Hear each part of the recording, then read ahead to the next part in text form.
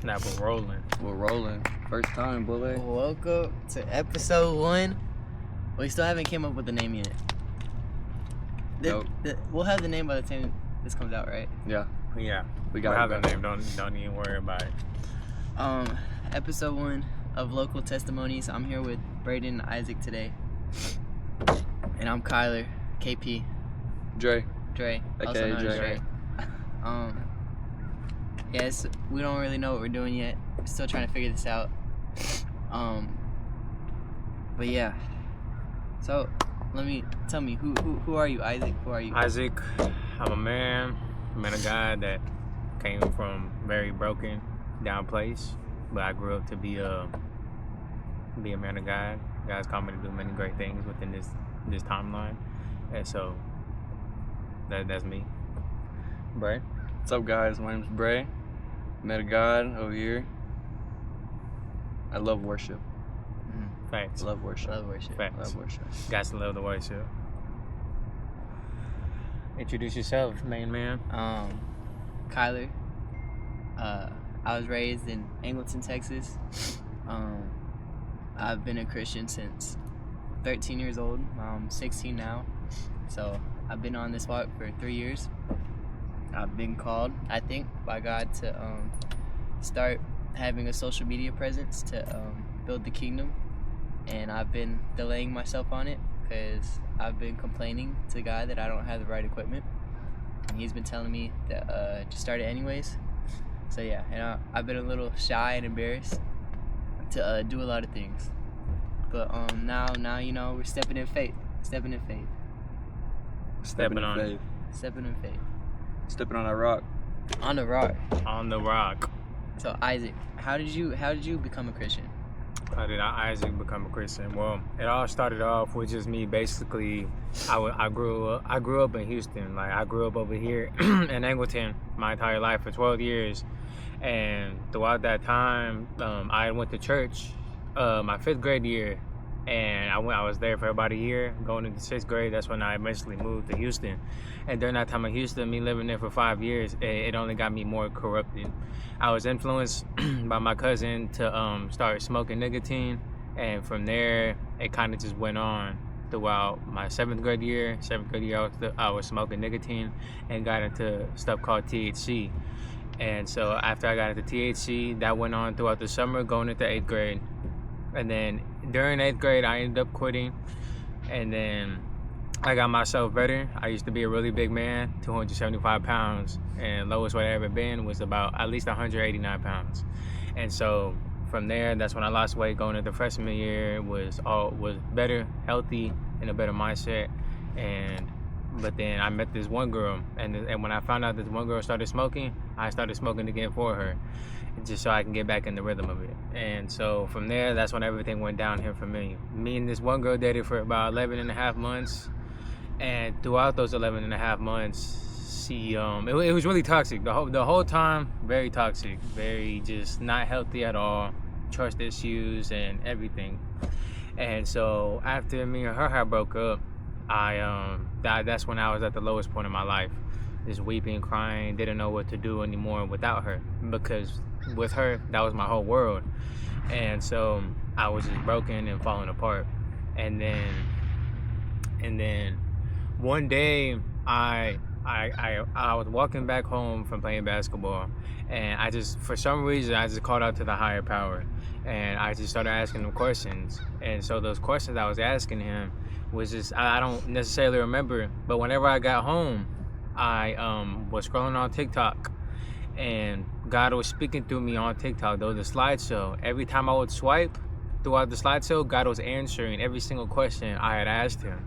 And so whenever I knew that it was God, whenever I knew that He seen me, He heard me, and He knows who I am, that's when I started crying, full of joy, and just, really surprised and just overwhelming of happiness. And so from that moment, that's when I truly started believing. But in the environment I was in, I could not change everything that I was doing. Was still smoking, was still being lustful, and still committing adultery, and just doing all these things that I shouldn't have been doing. And so But throughout that time, after knowing that God seen me and knew who I was, there were certain things that I was doing that I stopped doing for Him. And so going on to my sophomore year, I found out that I was moving. And I was really mad. I was really disappointed. I was really upset because I loved the area that I was in. I was so comfortable already within it, and I didn't want to leave. But it took us 3 whole months to move. And so throughout those 3 months, the more it came closer and closer to moving, I was already starting to get tired of where I was at because I was so ready to move. At first I wasn't, but then eventually I was. And eventually by the 3rd month, I already hated the place I was in.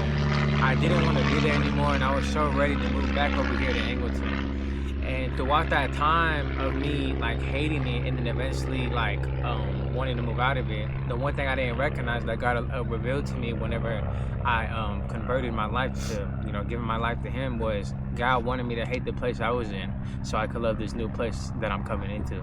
Oh wow. It's 9%. Because I connected it to my phone. Oh, okay. So it's still running? Yeah, it's still running. Oh, okay. And then so eventually that's when I moved over here to Angleton. And then I brought one more dispo, it's called a disposable, if y'all don't know what that is. It's just a device that has THC in it, which is the liquid form of weed. And so I brought one more with me. In the total, I hit it 3 times. The 2 times I hit it, I felt conviction. The very last time I hit it, I felt satisfaction. And so the very last time that I felt satisfaction, that's when I knew something was wrong. That's when I knew God took a step away from me to be able to understand the things I was doing. And whenever I recognized it, that's when I got up out of my house, walked downstairs, and just threw it and yelled out to God, like, God, I'm done. I don't want nothing to do with it no more. I'm completely done with it. And after I said those words, I was high in the moment, but I was immediately sober afterwards. And after I was sober, I never had a craving nor addiction ever again for just any type of drugs. And if anything, I honestly hated it and didn't want to be around it, period. And so after that, I went to my old church one day called Calvary, and I was hoping to see my pastor's car. I didn't see it at first, but then eventually I waited outside for 20 minutes, and after those 20 minutes, I was about to leave. As soon as I was walking, I heard a trash can rolling, and that's when I see my old pastor. What's up, guys? Alright, we just spawned in a different location because the battery died earlier, and I forgot I had a backup battery. So where were we at, Isaac? We were at me seeing my pastor for the first time. Right. So I'll continue on. So we basically had to move location. So when I seen him, I reminded him who I was. I yelled out his name, and I was like, yo, Daniel, that's my pastor's name. Like, it's me, Isaac. Because last time I went there, I was little, a lot bigger, chubbier. Now I'm taller, facial hair, look completely different. And so after I reminded him who I was, he remembered me. And then I told him, I was like, I want to give my life to Jesus Christ. And so after I said that, he prayed for me. And during the prayer, it was pretty windy. It was like at least 5 to 8 miles per hour wind. And during the prayer, all the wind just completely stopped. Just right there in that moment. It just completely went silence. And in the moment, I felt such a presence it's not explainable. I felt so much like happiness, love, peace, just all the fruits of the spirit, basically. And it was just something I couldn't explain. Still can't explain it to this day. And so from that moment, that's when I gave my life to Jesus Christ. And then now my testimony's only been getting bigger and bigger. So, what is your advice for someone who wants to quit smoking? Quit smoking is, well, I could definitely say one thing is definitely not easy. Because quitting smoking, and especially when you're trying to really achieve something and give it up for something, it's not going to be easy because the enemy's always going to try to fight against you and try to do all these things. And so you just have to really want it. And especially whenever you have such an addiction for it, you really just have to find a way to cope around it. Whether if it's, maybe you could just, have an addiction of gum, just chew on some gum, instead of just having breathe in toxic air. Because it's something I really wanted to stop. It just wasn't easy to stop, and God blessed me with just at the snap of his fingers, he allowed that addiction to just go away. And obviously, it's not going to be for everybody, but one addiction is just stay away from bad company. That's going to be the one thing that gets you caught up the most, because that's the one thing that held me back from quitting, because every friend I knew in Houston, all they did was smoke. And so I physically could just not get myself to go around it. And so bad company, definitely stay away from that. And then, or just really any environment, period, that has smoking in it, don't even go. I mean, those are the two best things that I could probably say that would get people to help stop smoking in some sort of way or form. So, how do you know that smoking is a sin? Smoking is a sin because whenever it talks about in the Bible that you should not allow anything, it's just like drunk, and that we should not allow anything to be able to take control over our bodies. And even though it doesn't talk about specific smoking in the Bible, it still talks about how we should not get drunk, because whenever we get drunk, there's a certain point after drinking so much we can't physically be able to control our bodies anymore. And during that time, that's when the devil takes place, and that's when he swoops in and starts taking over. That's how people die in car accidents. That's how people end up, getting murdered from it, and really passing out and hitting their head really hard and going to the hospital. All these things that people don't realize are all part of the devil's scheme. And it's the same thing with smoking. After smoking so much, there's only so much you can physically do to where you can physically remember and understand what you're actually doing. And because there was a time in smoking where I personally greened out. And greened out is just another word for passing out. And when I passed out, I had a seizure. I completely went blacked out. And it was bad. I honestly could have died, but it was by God's grace that I ended up being alive and I was actually okay. And so that's how I can recognize that after smoking so much, it feels like you're not even in this world fully. You just move slowly. Sleeping feels so much better. Food tastes much more better. And so those little symptoms and the big symptoms that come from smoking allows me to know that we shouldn't even be doing this. It's just a no-go.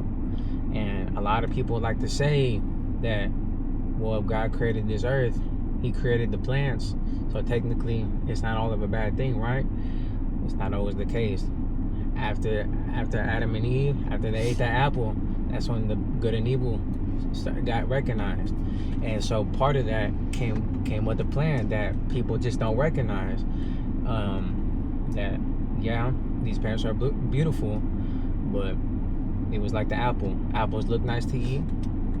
They ate the apple, got the bad knowledge from good and evil, and it's just with the plant. It may look nice, it may look beautiful, but after you give into it, that's when you start realizing that it may give you satisfaction for a little bit, but when you realize you're only going to need more and more of it. But whenever you have God, you have satisfaction all the time. It's eternal. It's not just temporary. It's not going to be for 30 minutes to an hour. You're going to have that satisfaction forever. And even after we pass, it's still going to go on forever.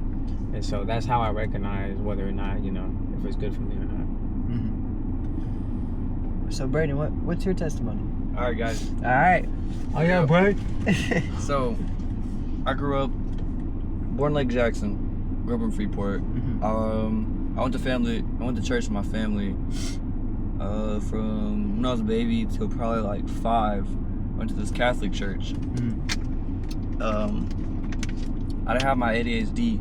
I had ADHD. I didn't have the medicine for it at the time. Mm-hmm. So I was like kind of a rough kid. I was doing bad stuff at the church too. And I got kicked out of the church because of it. Really? Oh, Yeah, wow. I got kicked out of it. So, fast forward, I just didn't know. At the time, I didn't know who Jesus was. I didn't understand it. Obviously, I was like 5. I was a little kid. And afterwards, I stopped going to church for about from 5 to last April. This April. Mm-hmm. So when I fully started going. So that's a long time. So back in Freeport, I met a girl when I was in probably freshman year. Yeah. So I met a girl when I was freshman year. And what grade are you in now? I'm a junior. Okay. All right.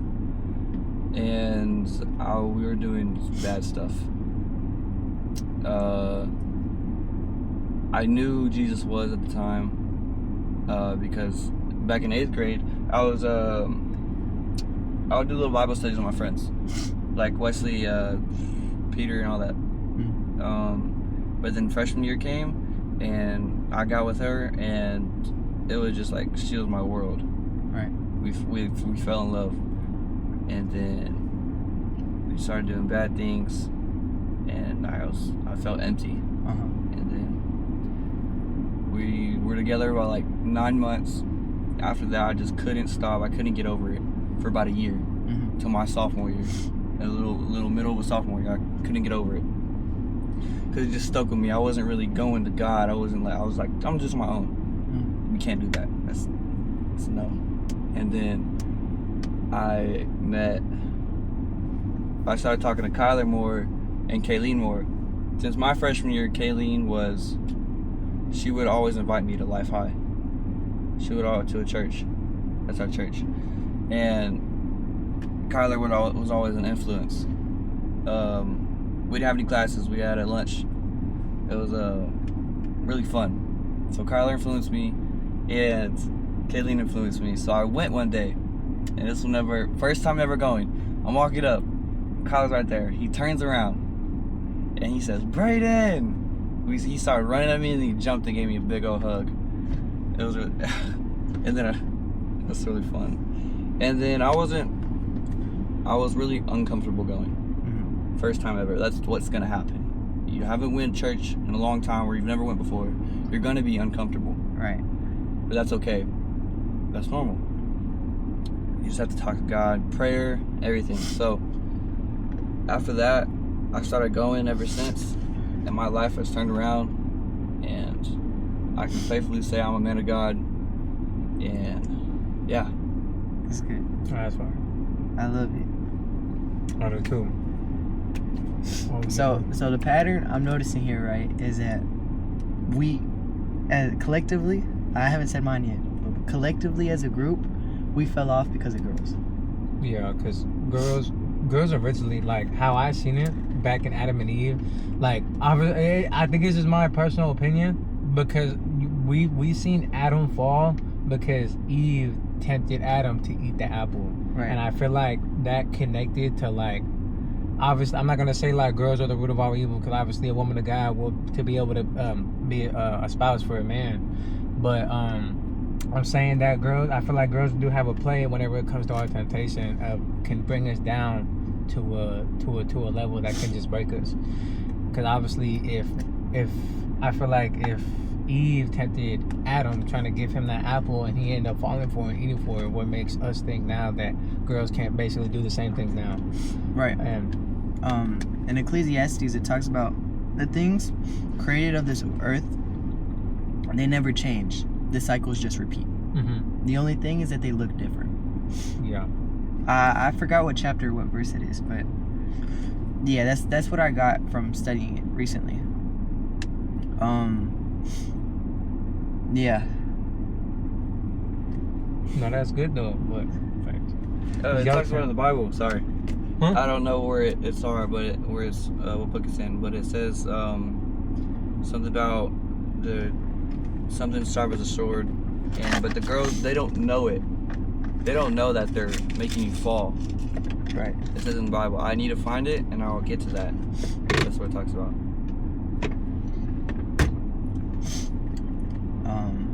Now I share my testimony now. Yeah, let's hear. Oh, let's hear it. All right. KP. All right. Let's go, Dre. Come on, So, KP. My dad's side of the family is Catholic, and my mom's side is, believe in God, but not really Christian, right? And so, yeah, religion on my dad's side of the family has already always been a big thing, and it's like they go to church every Sunday, but the devil has their life the 6 other days of the week. And so it's been hard for me and conflicting, because it's like I've seen both sides of what a lukewarm Christian looks like, and then not being Christianity at all, and then I'm in the middle now, where it's like, you know, I'm trying to carry this weight of my family. Mm-hmm. But so I started going to school at the school behind us we were just at before the video cut off, and there I was getting bullied, right? So thank God I was getting bullied. Thank God. God was really watching out for me then. You know, he took what the devil was getting against me, because like I was getting like death threats from kids at school, and I don't know why. Yeah. I was a nice kid, I think, for the most part. That's crazy. Death threats. Like, Elementary. yeah, in elementary, he like stabbed pencils in my back, beat me up, and I was a little wimp. I wasn't doing nothing bad. But then after that, my mom was like, okay, we got to get you out of this school. And thankfully, you know, I've been blessed to have like, you know, a family that has money on my dad's side. And so my grandpa was like, okay, we're going to put you in a private school, which thank God I got put in that situation, right? So I started going to Angleton Christian School. And at that school, you know, like the rest of elementary, I thought Christianity was so boring. Like, I believed in Jesus, but it was just boring to hear about. Yeah. I didn't really understand. And then getting into my junior high years, I started becoming obsessed with the idea of like knowing about the future, which was so weird, because I was like 11, 12 researching this. And then I started like learning about like revelations and different religions and what they think like the end time prophecy is gonna be like. But being at ACS gave me like a foundation that I've been able to rest on. And so when I started researching all of that, I don't remember if it was before or after, I started getting into pornography, which has been my addiction and my struggle and my problem. And I don't really remember how I got into pornography, but it started off with me watching YouTube, which is terrible. I heard a YouTuber say, oh, everybody's watched porn at least once. So like, oh, is this normal then? So then I looked it up at like 10, 9, maybe 11 years old, and I look up porn, and then I see like naked girls. I'm like, whoa. And my mind is like shocked. I didn't know people recorded themselves doing that. Well, I mean, I would watch like bad movies with my family, and they'd have to skip those parts. But I was like, oh, not like content, just by like itself. Yeah. And so then I got off of it, and then I guess the devil planted a seed from that, cause then excuse me, cause then I would like, I don't remember how, but I just like looked it up again, or like as it became more like common among my peers to like hear about that, I would look it up, and then eventually I learned what I'm embarrassed to say this, but I put down, yeah, I learned what that was. So then I started actually getting an addiction to this, and I wasn't understanding, like that was like wiring my brain and messing with the chemicals on my brain, and like now I'm like 12, 13 years old. And then I start getting like a sense of depression from this, because I'm like starting to realize, oh, what I'm doing is wrong. Because the first time it happened, I had like a sense of guilt, but I didn't understand why I had a sense of guilt. Thank God was planting the seed then. And so, yeah, and then I started getting addicted to that. And I was starting to research, like, is this bad or is this wrong? And thank God, again, I had the foundation from the Christian school to know what sexual immorality is. And so I was like, oh, so this is equivalent to that. And I started connecting it, and then I started crying out to God then, because I was like, I'm starting to get depression and anxiety from this at like 13 years old. And so yeah, I started to feel a lot of guilt and shame when I would do those things, but I wasn't able to break my addiction until and then remember from earlier, I was researching like Revelation, so I'm like, dang, I'm going to hell, like I'm dying, like it's reps. I've committed, like, again, I had a foundation, but maybe this was too much for me to know, because I thought I committed blasphemy against the Holy Spirit. And for everybody out there, it's like blasphemy against the Holy Spirit is when you hear the word of God, but you choose to deny it with your heart for your whole life. So that's what I thought I had committed, because I kept on running back to my old sin. And it just became a cycle and cycle, like, God, please save me from this. And then I'd fall that night. And so eventually, this is the first supernatural encounter I had with God. It was like I had just sinned, but I was like, God, like, please let me hear your voice or something. I don't remember. I like, God, like, I don't want to die. I don't remember what it was. But then I was like, I'm gonna open my Bible. Again, I used to think this was boring. I used to think reading was boring. I used to really not think this was living. You know, I just thought it was words and history. And then God had spoke to me, and I don't remember what page or what verse or what version of the Bible I had, but it was like, I hear you, or I see you, or you're not going to die. And then whoosh, I was like, I just started crying. I was like, God, like, you really are real. You really are real. And so from then, you know, I still had the struggle, but I started to have God started becoming my rest place. I started running to Him more instead of my addictions, and God has changed a lot of my character in that time too. I was more of a rude person, even though I was still young, and my sense of humor was really dark, which was terrible. And then the way I looked at people was a lot different. But yeah, God has saved me from that, and now He's been using me to help other people with either similar addictions or addictions I've never had. But the Holy Spirit will work where He'll put me in situations to speak to that person just at the right time. And I'm blessed. I'm blessed to be able to have that. That's all I got to say. What are some things that God has been able to use through you to help other people in Pacific?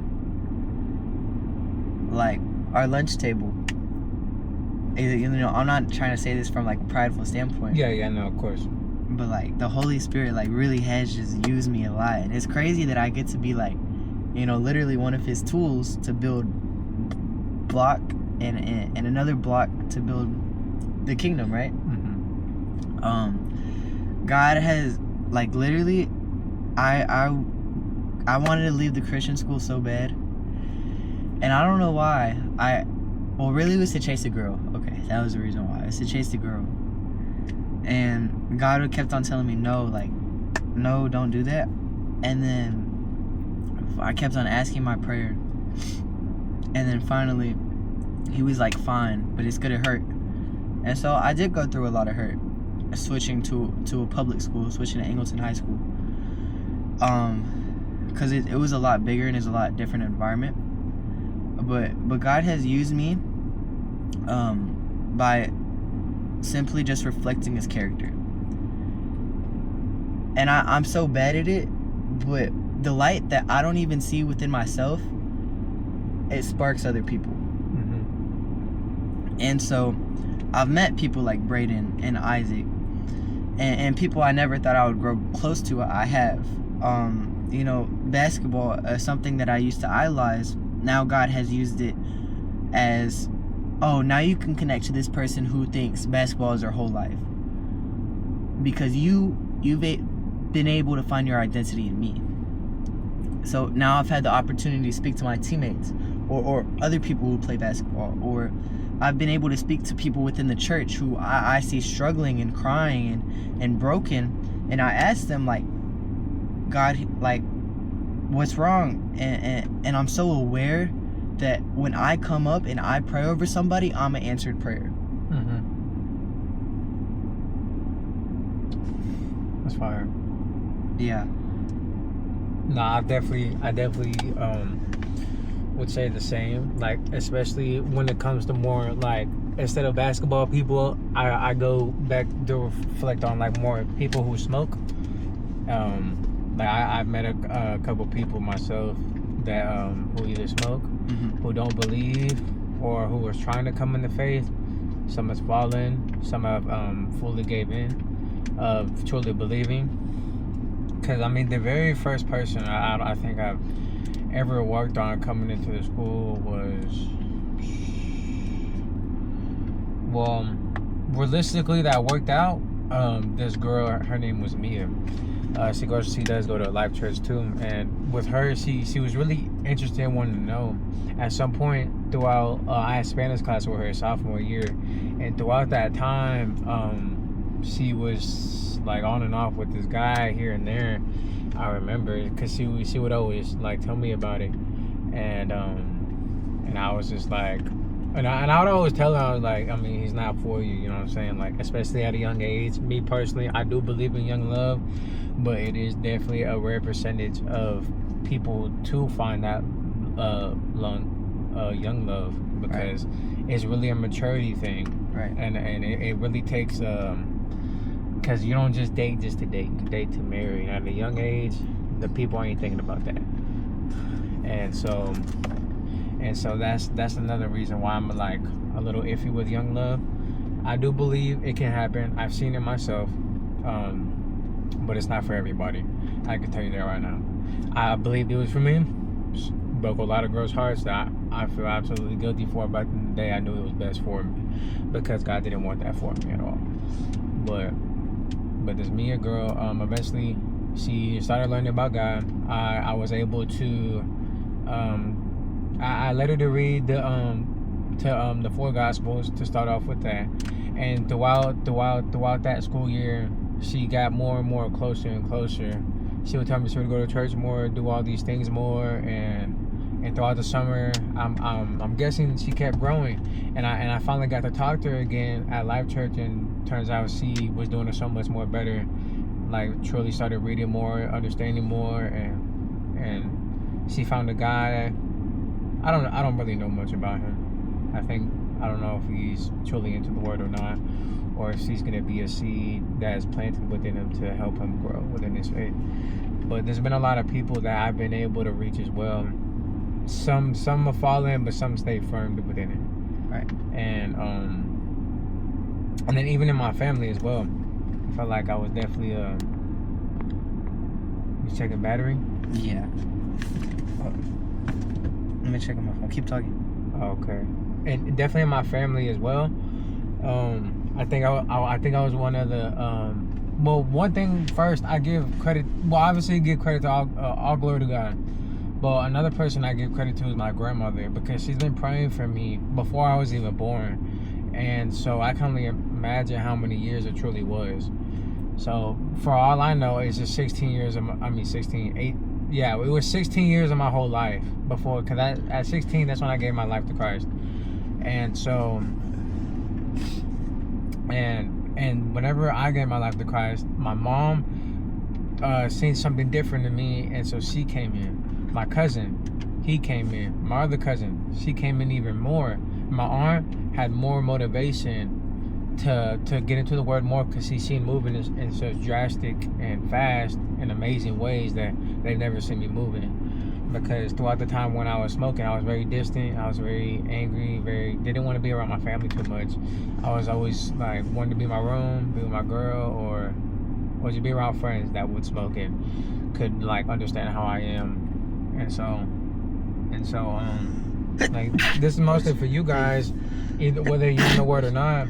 You being just a disciple, an ambassador of Christ, it really, you're really a big seed within anybody's life, because God can use you in such ways that you won't even understand yourself. Mm-hmm. And I never knew that I was going to be a big seed in my family's life.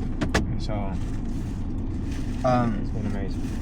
Yeah, I think that also just shows how, like, you're never too young to start this walk, or to share your testimony, or to step into what you know God has called you to do.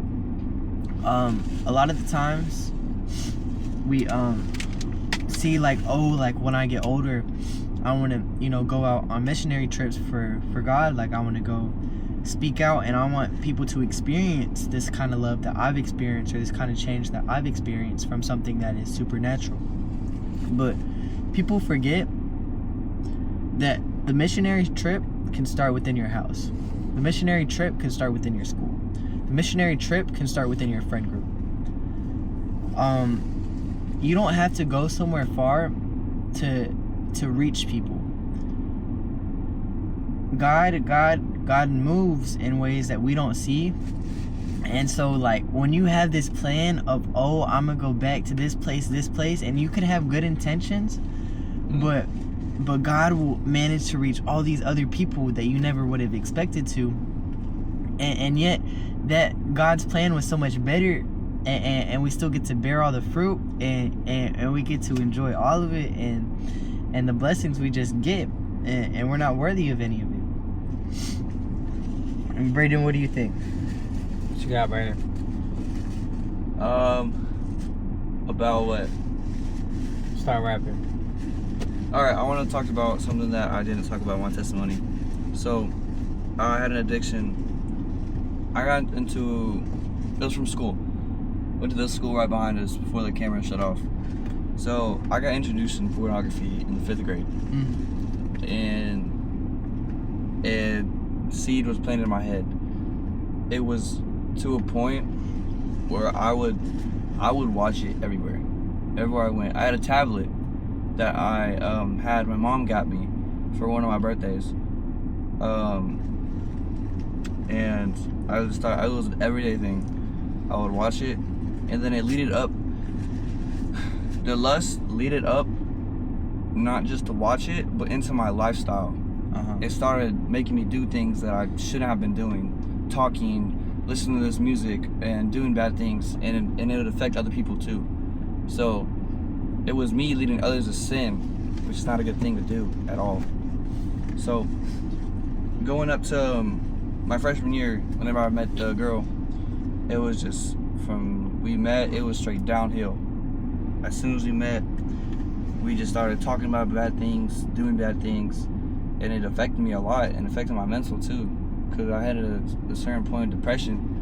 And then there was one time where my mom had caught me, not with her, but text messages, and then their parents talked about it. Then we didn't see each other for a whole 4 months, and then after that we waited. We still talked, but we were grounded. She was grounded, right? And but only from like texting me. So I found her TikTok because she had like made something new, and